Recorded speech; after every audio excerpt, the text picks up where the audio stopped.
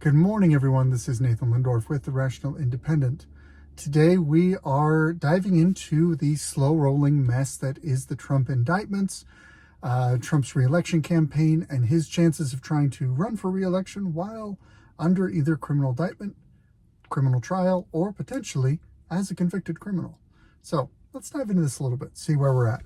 NBC News headline, Special Counsel asks Supreme Court to immediately decide if Trump is immune from January 6th prosecution.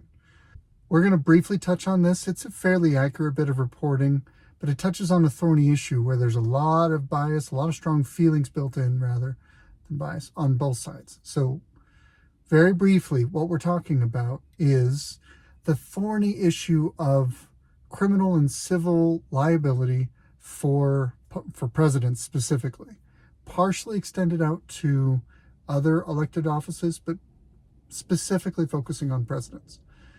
And my understanding, not being a lawyer, but just based on my layman's understanding, is if a president commits a crime, he should be impeached and removed from office, at which point he is a civilian and then subject to criminal penalties, criminal proceedings.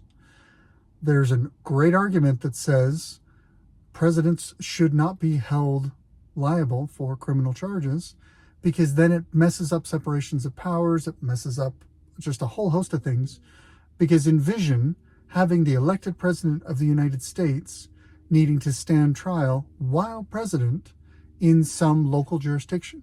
In theory, you have the president driving a vehicle and speeding in Ohio.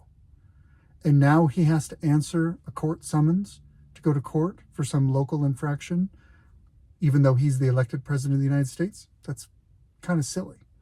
So there's an argument that says, and it makes sense to me, that says, as the elected president, if you did something terrible, you should be impeached and removed from office, at which point you are subject to criminal penalty. I'm okay with that. That seems to make some sense to me.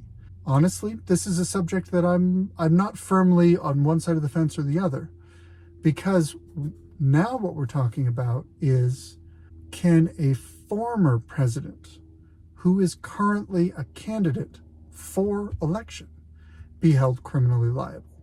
That's kind of a thorny question. That's a bit of a gray area. The reason why is because you could make the argument that that kind of criminal prosecution could be spurious, could be politically motivated, it could be biased, and the process is the punishment. By tying up a candidate in a whole host of indictments, you kind of smear him in the public image and you damage his chances of winning re-election. You are interfering with the validity of an upcoming election. The irony being that the charges are for interfering with a prior election. So election interference just all around for everybody. I can see an argument that cuts both ways. An argument that says, no, you can't mess with someone who is a current candidate because it could easily be seen as political interference. It's rather personal when you're looking at the fact that DOJ is run by the Biden administration. The Biden administration Biden is the man that Trump lost to in the last election, and his most likely challenger in the upcoming election.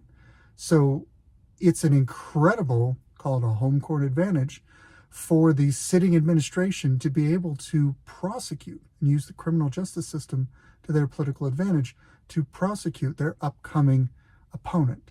That's an that could be easily abused, and one could argue is currently being abused. At the same time, if you have someone who's truly slimy, who's truly, call him evil and conniving, Machiavellian, they could use a status as a political candidate as a cudgel to manipulate the criminal justice system, which I think a lot of the people on the left are arguing. This is essentially what they're teasing apart. And the special counsel, Jack Smith, who is currently prosecuting Donald Trump for a variety of issues, is basically saying, hey, listen, we need to expedite this process to make it applicable before the next election. So, Supreme Court, can you weigh in on whether or not you think Donald Trump is immune from his actions in regards to the January 6th events? A fundamental question at the heart of our democracy. and this is where I struggle, okay? Whether a former president is absolutely immune from federal prosecution for crimes committed while in office.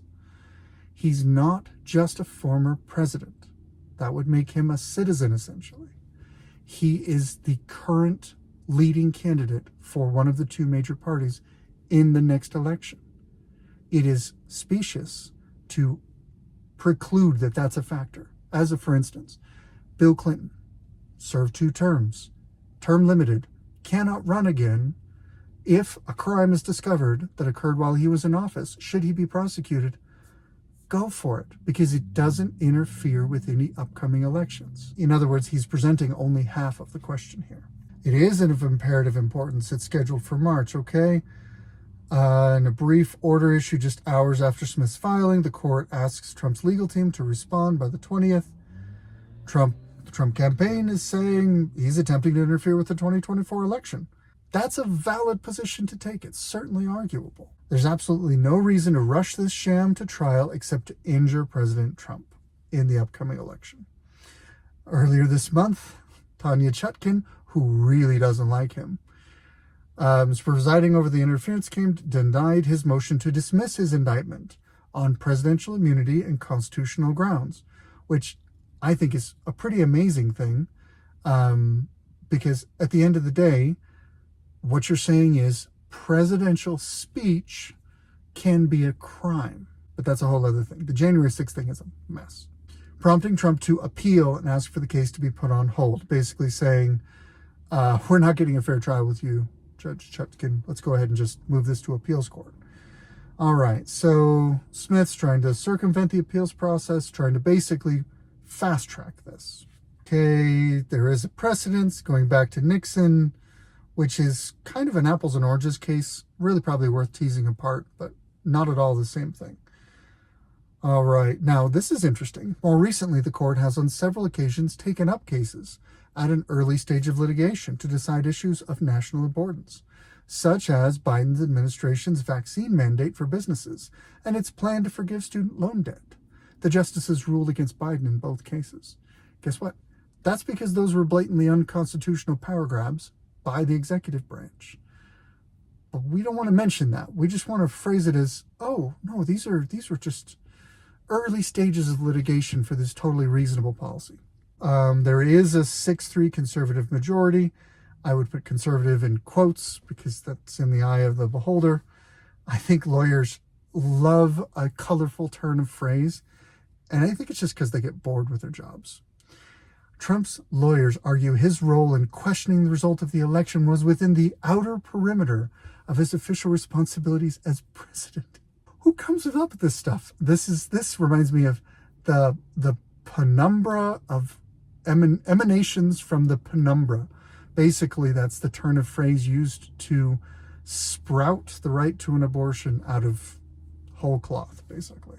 Smith says again, like other citizens, he's accountable for criminal conduct. As a citizen, sure, but you have to weigh the issue of the upcoming election and his role as by far the front-runner leading candidate for the Republican Party in that election. You're only talking about half the issue. Federal grand jury indicted him on 4 charges. Okay, prosecutors allege Trump used dishonesty, fraud, and deceit to subvert the 2020 election won by President Joe Biden with pervasive and destabilizing lies about election fraud. Here's what's interesting about that case, and we've mentioned this before, but it's worth talking about. Dishonesty, fraud, and deceit all rest on the state of mind. You have to prove that someone knew the situation was one way and presented it another way. Without proving that knowledge, that state of mind, you can't convict on dishonesty, fraud, and deceit. Pervasive and destabilizing lies, you have to prove he was lying. In other words, if Donald Trump genuinely believed that there was election fraud, and then he's stating an honest opinion, which is not fraud, it's not a lie. He is perhaps confused, deluded, he's possibly factually wrong, but none of those things are a crime. It's not a crime to be mistaken, to be confused, to come to the wrong conclusion, to get bad legal advice. None of these things are a crime. In order to win this case, they have to prove that Donald Trump was convinced and knew that he lost the election and chose to intentionally misrepresent that knowledge, to lie and deceive people in an effort to basically steal the election he knew he had lost. That's a mountain they're not going to clear under any kind of normal jurisprudence. However, they have home court advantage because this is taking place in Washington, D.C. And based on a lot of the other January 6 trials, it's pretty clear that if you don't fall in line with the leftist machine, Washington, D.C., there's no hope for you there. There's no hope of a fair trial in that jurisdiction. This is Nathan Lindorf with The Rational Independent. This has been my Reddit rant for today. Good luck out there.